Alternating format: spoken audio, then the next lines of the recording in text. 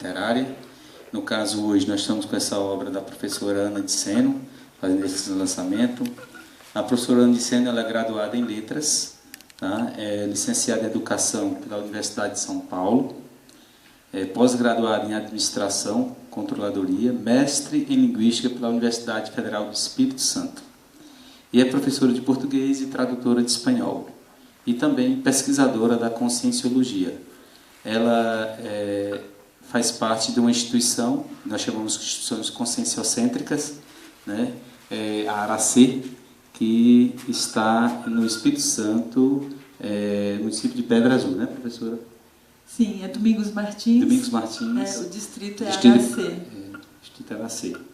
Então, nós hoje vamos bater esse papo com a professora, nós vamos fazer algumas perguntas em relação à obra dela, o que foi escrito, e a gente abre a posteriori para alguma pergunta da plateia que queira, né, fazer alguma indagação sobre a obra. E depois nós iremos ali na sala ali no hall, mais na frente, para poder fazer a assinatura e a dedicatória junto aos livros que foram adquiridos. Ok? Novamente, boa noite a todos. Boa noite, Ana Seno. Boa noite. É um prazer recebê-la. Prazer recebê-la aqui em Fortaleza, a Intercamp. Nós temos esse intuito de todo ano, pelo menos uma obra a gente trazer para cá para lançamento, no mínimo uma, né? Então a primeira pergunta que veio para nós foi como você acessou essa ideia, digamos assim, como é que você se inspirou para escrever um tema relacionado a essa comunicação no aspecto voltado à evolução. Muito bem. Então, boa noite a todos. Eu agradeço imensamente a presença de vocês, o esforço, né, e a paciência de vir aqui num trânsito tão maluco, né, que está aí em Fortaleza. Mas, né, todos nós somos uns vencedores, né, estamos aqui, então espero que valha a pena a nossa conversa, então, ao menos, né, o esforço. Mas, enfim, a pesquisa que deu origem ao livro, ela nasceu assim, vamos dizer, conscientemente ela nasceu em 2007. Mas havia já dentro de mim uma necessidade imensa, desde a adolescência, desde a infância, de querer aprender a me comunicar mais, a melhor me comunicar. Porque eu era daquelas crianças que a gente pode chamar aí de bicho do mato, né? Aquele bicho da concha, que gosta de ficar quietinha num canto, sozinha, sem falar muito, né? Daquela que mais ouve do que fala, e quando fala é muito pouco, não expressa tudo que precisa. Então, essa maneira de ser, né? Esse jeito acanhado e tímido, na infância me provocou muitas dificuldades. Então, aí na adultidade, eu já escolhendo estudar letras, né, as línguas, português, francês, espanhol, eu então falei, vou estudar isso para ver se eu aprimoro aqui um pouco, conheço mais alguma coisa sobre linguagem, né? Quero ver aí como é que eu posso estar perdendo um pouco dessa timidez e começar a me expressar. Então, pela própria opção da escolha da faculdade, tudo já me proporcionou um caminho de abertura. Mas ele ainda foi insuficiente. Ele ainda não me trazia toda a condição que eu tinha e potencial de estar expressando as minhas ideias e os meus sentimentos. Então, isso ficou meio amarrado, né, dentro de mim. E até gerou para mim períodos longos até de depressão, de ficar muito enfurnada dentro de casa. Como tem uma expressão aqui que vocês usam, que eu já ouvi aqui no Ceará, fica emburacada. Gostei dessa expressão, eu acho que faz sentido e ela tem muito a ver com esse meu temperamento. Então, eu estou desenhando esse cenário para vocês conseguirem entender assim, o esforço que foi, né, chegar e produzir esse livro que vai falar aí sobre comunicação, né, pretendendo aí dar uma visão mais avançadinha, né, do que é que a gente pode fazer com o tema comunicação. Mas aí, em 1995, eu conheci a Conscienciologia. Conscienciologia, não sei se todos sabem, é a ciência que estuda a consciência, né, self, personalidade, caráter, ego, eu, enfim, vários nomes aí que podem ser dados a esse objeto, né, que somos nós mesmos, que a gente denomina consciência. Então, a partir daí, eu comecei uma jornada de autoconhecimento, porque a Conscienciologia não tem escapatória. Ou a gente se estuda, ou a gente se estuda. Não tem muito...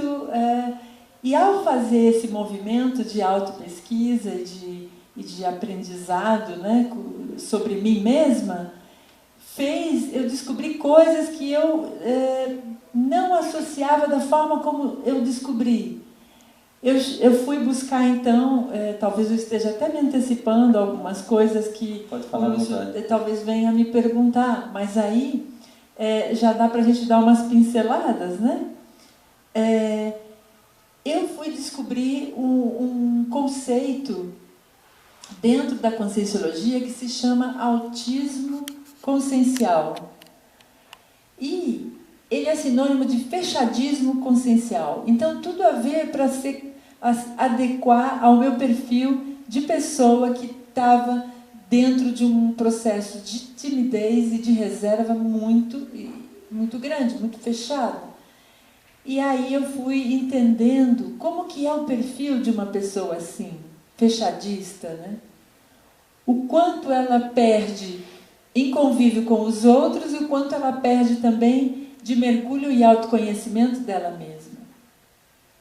Aí, essa condição de descrever, e aí eu dedico um capítulo bastante extenso, né, para estar descrevendo a questão do autismo propriamente dito dentro da medicina, porque existe uma classificação, né, dentro da medicina de uma patologia que é a síndrome de Asperger e também outras variedades, porque há um espectro, né, de classificação para o autismo, né? Há os mais severos, né, e os que a gente pode chamar de mais light.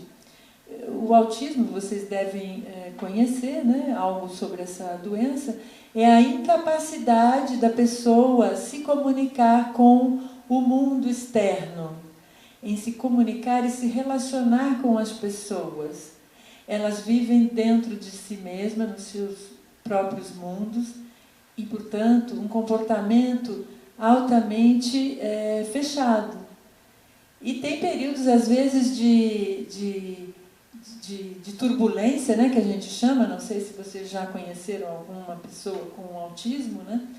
Ela tem ciclos, né, altos e baixos, ora ela está tranquila e serena, ora ela está extremamente excitada e chega até mesmo à violência, né? Então, é difícil estar lidando com pessoas com esse perfil. Mas fiquem tranquilos, eu não, né, tenho essa patologia desta forma clássica, né, que tem aí controvérsias da origem dessa doença. Alguns falam que é de nível genético, mas isso é questionável ainda. Outros falam que é de nível neurológico e fisiológico apenas. Mas, enfim, é uma classificação que a medicina, dentro da psiquiatria, traz aí como a síndrome, né, de Asperger. Enfim, aí com base nesse entendimento, então tem uma pessoa assim, com esse perfil, e aí que eu entendi como isso foi transladado para a Conscienciologia. Então, o autismo consciencial é aquela consciência, é aquela pessoa que tem dificuldade de se relacionar com os outros, de interagir, de estar no convívio social, de ter muitos amigos, de estar, né, conversando naturalmente, né? Enfim, tendo uma vida social normal, né, como todos nós aí. E essa era, assim, a minha grande dificuldade. Eu acho que vale a pena eu dar uma pincelada assim, do meu histórico pessoal, em termos de né, pessoa, né, de infância e adolescência, para daí vocês entenderem, né, o ápice aqui que eu tentei alcançar no livro, né, e que é um processo ainda, né, estou ainda nessa conquista e nesse caminhar ainda, né, para melhorar tudo isso. Então, essa descoberta dessa característica, autoconscientização, de que eu era dessa forma e que precisava fazer algo para sair disso, então aí foi o grande movimento de reciclagem, né? O grande esforço, né, pessoal, de estabelecer aí ações, estratégias para estar eu desenvolvendo e saindo disso. Então eu utilizei de vários recursos, né? Bom, o primeiro deles foi a minha vontade, eu acho que isso é fundamental, né? A primeira grande força, né, da conscienciologia, e a partir disso... Você traz no capítulo do livro, você fala sobre a questão do binômio, né? O binômio autismo consciencial e o abertismo consciencial, né? Exato. Você trata num capítulo todinho sobre isso aí.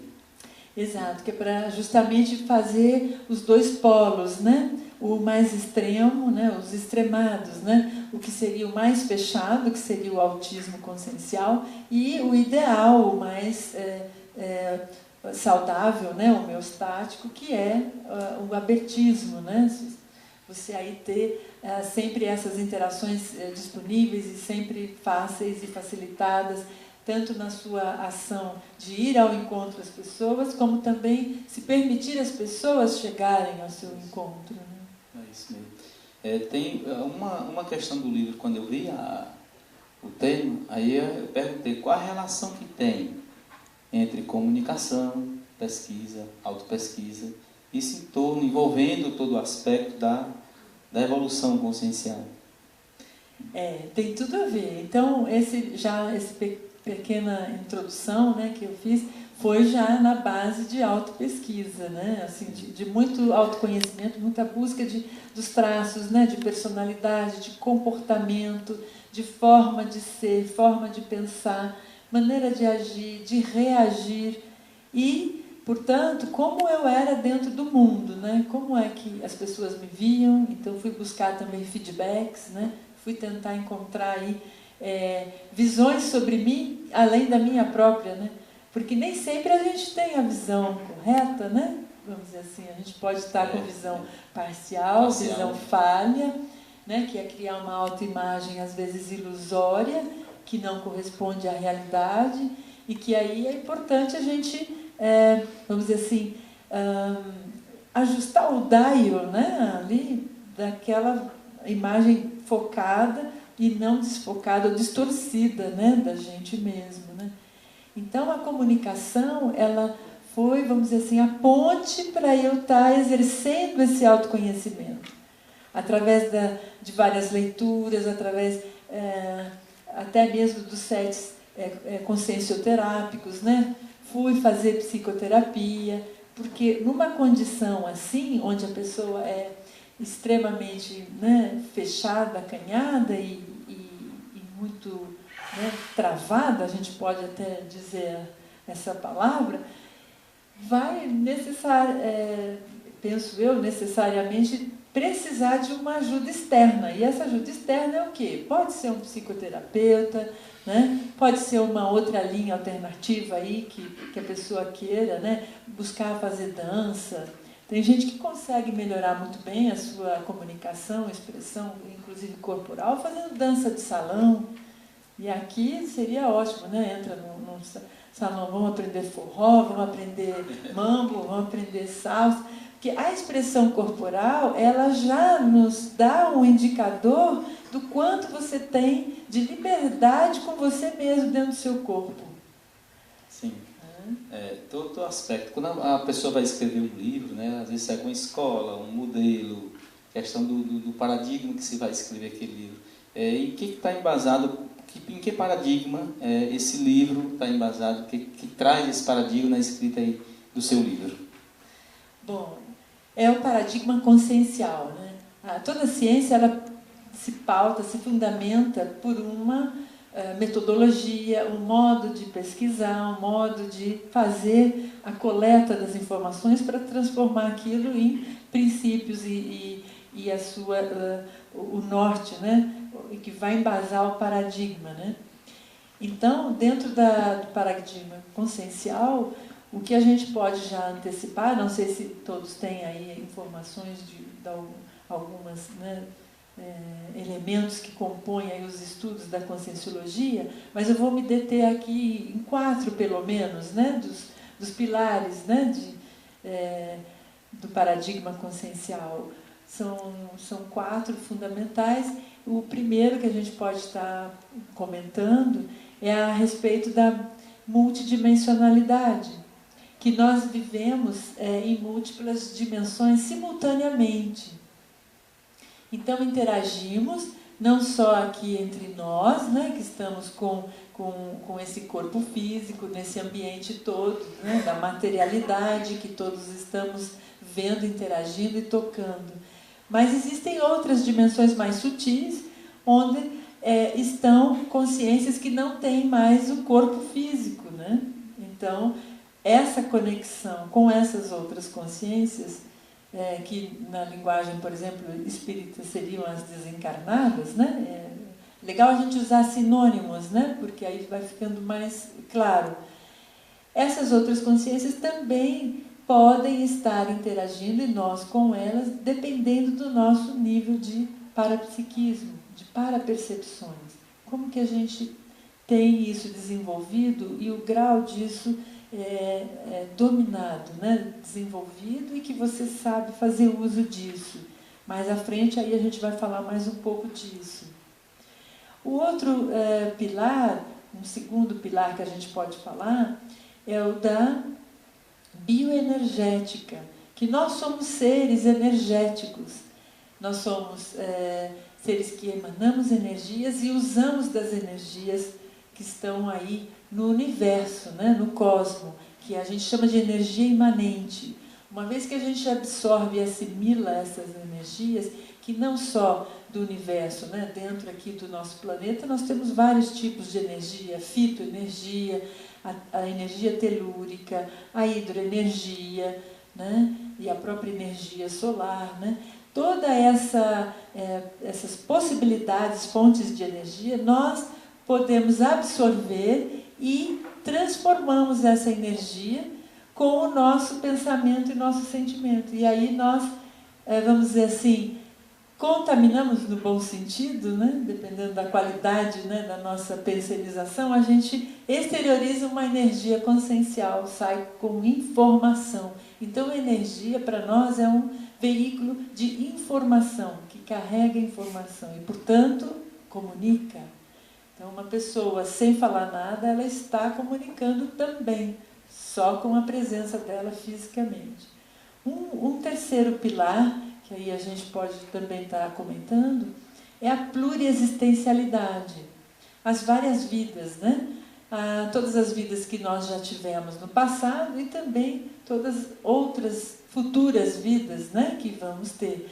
Mas o foco maior que a gente pode ser mais inteligente para focar é esta vida agora, né? Esta aqui, agora, já. Porque é a oportunidade da gente estar fazendo e acontecendo e conseguindo evoluir, aprendendo uns com os outros e se melhorando, aumentando, ampliando o autoconhecimento e tudo mais. Então, o nosso pensamento de que nós somos já resultado de muitas outras vidas que tivemos, acumulamos muitos saberes aí, e que vamos carregar tudo que a gente está aprendendo agora e o que a gente está fazendo agora, vamos carregar também para as próximas vidas. Tudo é acumulado e vai ser saber que a gente vai estar no nosso paracérebro. E o quarto, né, que a gente pode estar aí também comentando, é a holossomática. O que é isso? É o conjunto de vários corpos, o conjunto de vários veículos, porque nós somos consciências que nos manifestamos com 4 veículos. Nesta dimensão nós usamos 4 veículos, que é esse o soma, né? A gente se reconhece por esse corpo que a gente tem, e aí esse é o da matéria bruta, vamos colocar assim. Aí tem um corpo mais sutilizado, que é o das energias, o energossoma. Temos um mais sutilizado ainda, que é o das emoções, o psicossoma. E, finalmente, o carro-chefe, que comanda mesmo todos esses corpos, que é o mental-soma, o corpo do discernimento, da razão, é o que faz a gente ter a sede, onde está a sede da nossa consciência, é lá nesse corpo mais sutil ainda, quase etéreo. Então, com esses 4 pilares aí, a gente aborda a comunicação. Então, nessa perspectiva. Então, a gente sai, portanto, vamos dizer assim, do elementar, né, que a gente se conhece aqui nas várias disciplinas e áreas do conhecimento, né, da humanidade. A gente transcende um pouco, né, quando vai falar de comunicação, porque considera todos esses elementos que eu acabei de descrever aqui. Outro aspecto que tem também na questão do livro são os saberes que você traz dentro da obra, né? A questão dos 6 saberes. Seria interessante a gente conversar aqui, o pessoal também, a questão desses saberes, que traz 2 saberes novos que você introduz aí, né? É verdade, né? É essa a proposição aí que a gente está trazendo para dar uma inovação, né? Que pode ser o diferencial aí do livro, né? Da abordagem da comunicação. Então, muitos já me perguntaram assim, mas essa comunicação aí é aquela comunicação social que a gente aprende lá no curso de comunicação e tal, que envolve jornalismo, publicidade, né? Em geral, essa comunicação também, mas não só. A minha preocupação foi muito mais daquele tete-a-tete, pessoa com pessoa, o frente a frente. Como que a gente interage no dia a dia? Como que a gente faz as inter-relações? Como que é a minha comunicação nesses vários meios e ambientes? E um dos primeiros ambientes que a gente pode considerar e que poucos dão atenção é a conversa e o diálogo que a gente tem com a gente mesmo. A gente dá atenção àquilo que a gente pensa e sente? Para valer mesmo? Ou a gente só tem como referencial o que o outro está dizendo e nos apontando? Ou o que os outros estão fazendo, ou o que o mundo nos oferta à volta? Como que eu faço essa leitura do mundo? O mundo, ele é resultado do quê? Da minha participação nele, ou só o que os outros estão construindo à minha volta? São reflexões que eu vou jogando aqui para vocês quem sabe, instigar aí a curiosidade de vocês e, de fato, vocês comprarem o livro e terem paciência de ler, né? E aí a gente poder, num outro momento, quem sabe, discutir e trocar mais ideias, né? Porque vale a pena a gente pensar sobre isso. Para a gente pensar numa boa interação, todo mundo sonha com isso, né? Eu queria ter, né, um diálogo maravilhoso com o meu pai, com a minha mãe, com o meu marido, com a minha mulher, com o meu filho, com o meu chefe, com o meu colega, mas tem gente que eu não consigo acessar, são difíceis, não sei o quê. Então, a gente sempre tem aí alguma coisa que não vai encaixar direito na nossa comunicação. E o que é isso? Foi esse o esforço, então, que eu fui fazer. Como eu já tinha dificuldade de chegar nas pessoas, isso também provocava nelas uma barreira para elas chegarem. E essa barreira eu fui descobrir depois que era eu mesma que levantava essa barreira de proteção. Não, peraí, você não chega mais aqui não, daqui para cá, não, você fica só até ali. Então, como que a gente quer, de fato, fazer interações profundas e saudáveis na relação ganha-ganha, se a gente não abrir minimamente uma portinha, uma janela para o outro, ou para essa condição, né? Esse que é aí talvez o grande recado. Porque o aprendizado que eu tive foi imenso quando eu descobri que eu tinha que fazer esse movimento para dentro, me conhecer, escarafunchar tudo lá, vasculhar todos os cantinhos, e olha que tem canto para danar. Mexer no porão, né? Mexer nos porões. E aí você vai descobrindo coisas que você não fazia ideia. E isso só depende de uma coisa: vontade. Você quer mesmo se conhecer? Como é que é? Você quer mesmo? Você olha no espelho e fala: eu quero mesmo conhecer esse sujeito aí? Ou esse sujeito é aquilo que me falam que eu sou? Ou o sujeito é só o meu nome? Será que a Ana é só Ana Seno? Tem algo mais, alguma singularidade nisso aí? Então, essas curiosidades eu jogo aí para vocês também. Vou jogar batata quente também aí para vocês, porque é um desafio maravilhoso fazer essa jornada, né? Fazer essa jornada de autoconhecimento. Por quê? Porque você ganha e todos à sua volta ganham também. Porque você daí começa a ser mais autêntico, você começa a expressar o que você sente, a tua emoção, a tua ideia. Você passa a falar com maior assertividade, com maior franqueza. Não gosto disso, ou então gosto disso, sim, te apoio nisso, não, vamos fazer isso? Vamos. Você fica muito mais preciso, objetivo. E aí há uma otimização de várias coisas, de tempo, de energia, e eu diria até mesmo de dinheiro. Porque se você faz isso aprende um esforço, você não precisa pagar sessões de terapia por aí. Me desculpem os psicólogos presentes, mas, enfim, existe aí uma condição que você pode atingir, que você mesmo é o seu próprio terapeuta. Que é o que aí a gente entra no processo, né, de autocura. O autoconhecimento, né? Autocura. O autoconhecimento e a autocura nos leva a isso, né? A questão dos saberes que você traz no livro, pois não falei. Os dois, o traduzir e o pensionizar. Esses dois são os... Você vê como eu estou fazendo digressões e não chego lá. Mas, enfim, que bom que ele está aqui para me ajudar, né, a dar o foco. Veja, então, desses saberes comunicativos, os 4 deles são os que todos nós já sabemos e aprendemos, né? Que é o saber ouvir, saber falar, né? Logo de tenra idade a gente, né, vai ouvindo dentro de casa, vai aprendendo por imitação, vai falando e faz aí o domínio da língua falada.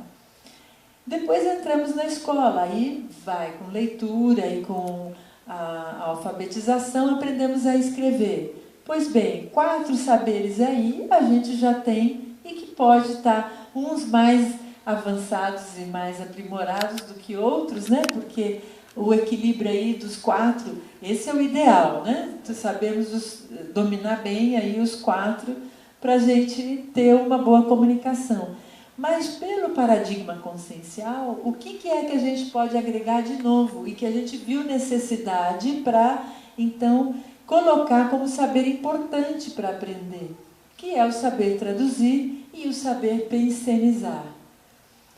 O saber pensenizar é de um neologismo, né? Vem do pensene, é um neologismo na conscienciologia, que quer dizer a justa posição de 3 palavras: pensamento, mais sentimento, mais energia.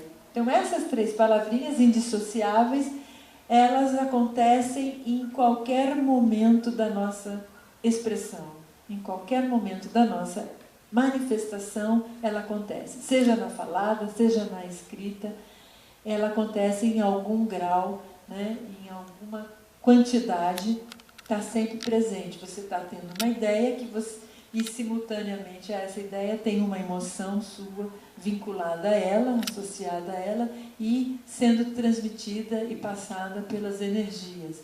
Então, saber pensenizar passa a ser de vital importância para a gente estar no domínio máximo aí dessa comunicação e autoexpressão. E esse saber traduzir, que é o outro saber que a gente agregou aí, é o saber interpretar as energias, porque a comunicação para